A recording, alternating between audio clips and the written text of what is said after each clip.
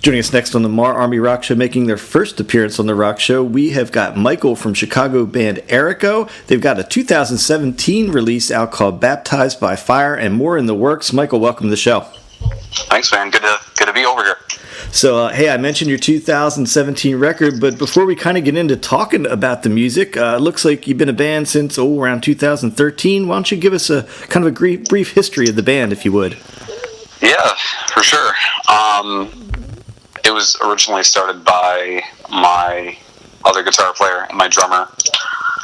They knew each other since, I think, grammar school, and they would kind of jam, and they were in a band together, and kind of looking for a good lineup, and we grew up in the same neighborhood, so my name kind of got thrown around a little bit, and, networks, are no other networks, and finally my name came across, and my drummer contacted me and said, hey, do you want to, come and jam with me and my guitar player?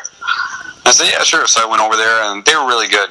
Spidey's obviously an extremely talented musician, and Misfit's a great drummer, so that initial tryout was a lot of fun, and it was, I don't even want to say it was a tryout, it felt more like a jam session, which was really cool, very lax, and very, just, it was just really smooth. And then from there, just kind of had some bass player switch-ups.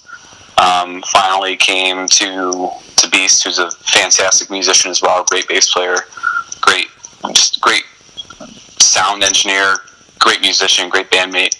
Had a couple released our first album in 2015, second album in 2017, and we got like some singles that we've been kind of trickling here and there, and that's the Cliff Note version Aeraco.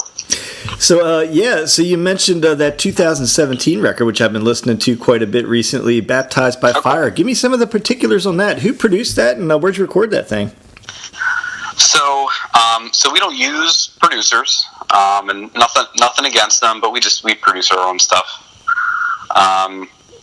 We write what we want to write. We don't write for radio. We don't write for a particular spot anywhere. We just write and hope people like it.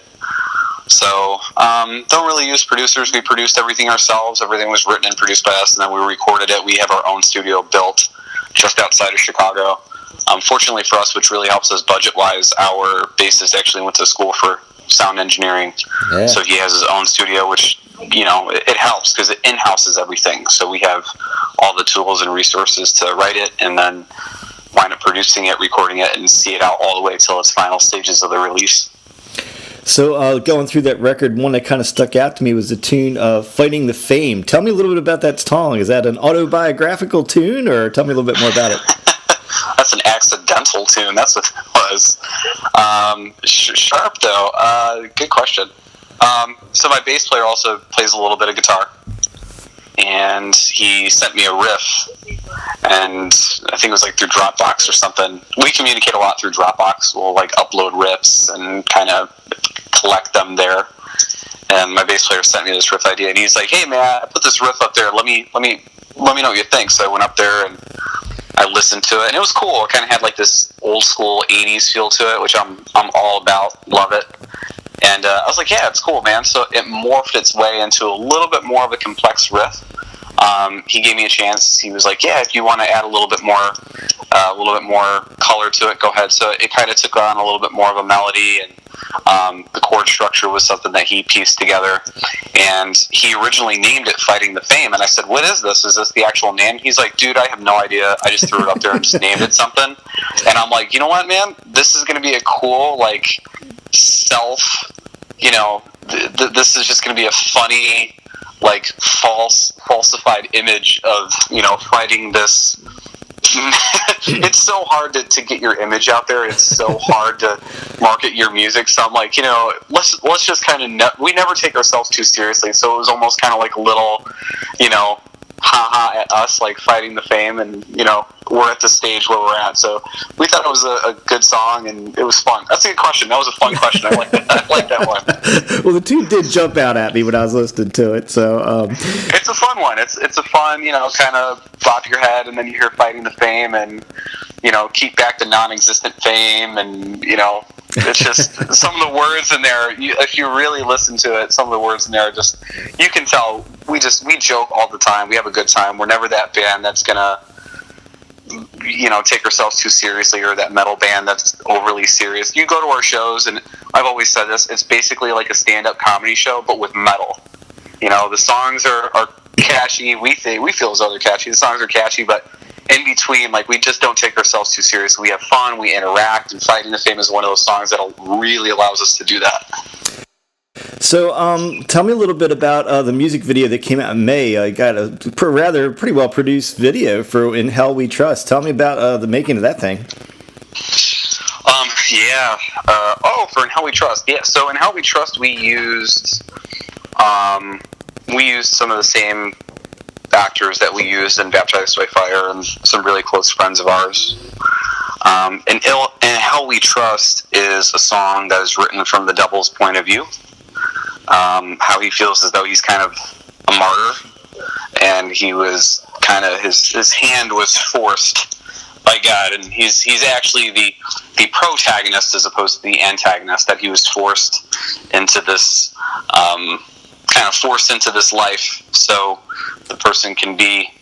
There's a right and a wrong, right? There's a bad guy and a good guy, and he was forced to be the bad guy to give the good guy his image, and he's kind of pleading at the end of the song, if it takes my end for their souls to mend, then my hope for mercy dies here. Like, he doesn't even want it anymore. He's like, go ahead, Armageddon, get rid of me if that's what it takes for, mankind's suffering to stop. So he almost wants it to end. And in this video, we created this theme. We originally had this concept idea of the characters behind the album, with the devil and the maiden and the outlaw, and the album itself isn't a concept album, but when it came to the videos, we were kind of treading along this lines of a concept. So we had a really great friend of ours, Drake, who plays the devil.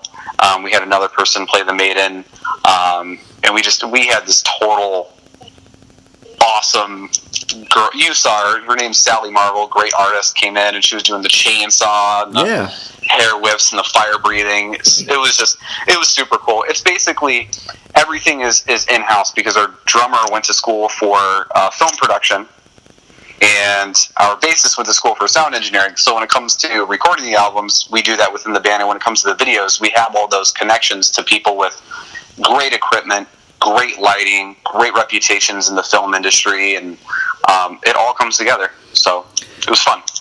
Now, I noticed one of your more recent Facebook posts was something big is coming soon. Do you care to elaborate, or is it just going to leave it sit right there at something big's coming soon? Yeah, I'll elaborate a little bit. That's good. We haven't really trickled on that one at all, so that's a good question. So we've recently done a collaboration with Michelangelo Badio on Foxy Lady, which was the Jimi Hendrix release that we did back in October. And I won't say what song it is, but we also are going to wind up releasing in mid-January another cover that we collaborated with Raz Anderson, the singer of Diamond Head. Oh wow! So he's going to be on another cover, which is a phenomenal cover, and I'm saying that as reflective as I possibly can. Right, I'm trying not to sound biased because I'm in the band, but truly, you listen to this stuff, and there's songs that we've scrapped in the creative process just because we haven't scrapped it, but we postponed it just because it's not taking on the form that we'd like it to. And then there are songs that you write that are performed that are immediately you can tell have a certain magic to it, and bringing Raz on board from Diamond Head and doing this particular cover is absolutely it's going to blow your mind. At least I hope it is. So, well, we're eager, and I appreciate you sharing some of that with us, man. We're eager to see it come out. Now, sure. Folks listening that maybe this is slow touring time, slow live music time in rock and roll world, but any tour dates or live shows coming up after the new year that you guys can talk about, or still in the works? Yeah, absolutely. So, we're going to kick off our tour in March. So I believe March 2nd, we're going to kick off our tour here right around Chicago. And we'll be all over the Midwest. I mean, this is our home. We're from Chicago, so we're always in Ohio and Indiana and Michigan, Wisconsin, Minnesota, Iowa. We're always messing around up around here. So there will be plenty of dates. We plan on doing a lot of touring next year. We'll be releasing some new stuff next year too. I don't think we'll have a full-length album released for 2019. Probably looking at the beginning of 2020 for another full-length album. But we'll definitely have some new material. We'll do some fun collaborations and maybe release a couple more covers, and we'll do some fun stuff. So for folks that might be new to your band and they're looking at your catalog, what is that fan favorite that you have to play in your set as a show? What's the one song that your diehards go to as a band? It is a sacrilege if we do not play Lullaby.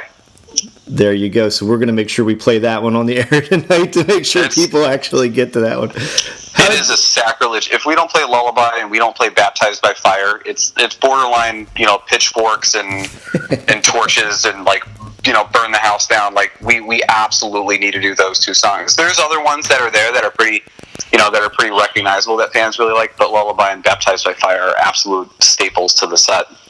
So, hey, man, one more thing before I let you go here. It is the end of the year, and looking back at 2018, do you have a favorite band moment of the year? Was there one high point of the year that jumps out above all others? I feel like a lot of us grew as individuals, and I feel like a lot of us grew as musicians. Became really tight as friends, really tight as a band. It's hard to pick. I just feel like we got tighter as a crew and tighter as a band. As far as a live show moment goes, I could never do a particular city, the injustice of naming one city over the other. I love playing, man. I love it. Everywhere we go, it's just a memorable moment. I keep in touch with fans. I keep in touch with people I connect with. It's always really fun. When it comes to recording a particular song or a particular project that we did this year, I can't do that because it's which one's your favorite kid? You're like, yeah. I don't know. They're all, part of your creation and part of the process. So when it comes down to just being able to do what I love with my best friends and being able to grow with them and do this is just such an honor. So for people to come out and enjoy it, literally every day I wake up, I'm happy to live another day, man. I'm happy to play music, and it's an absolute pleasure. So all of 2019 has been great, and I'm looking forward to a better 2019. Well, hey, man, we've had Michael from Chicago, band Aeraco. Go out and check out their release, Baptized by Fire, and keep a lookout for that new cover that's coming out soon. So, Michael, thanks so much for being on the show. I had a great time talking with you. Absolutely. Fun time, man. Thank you.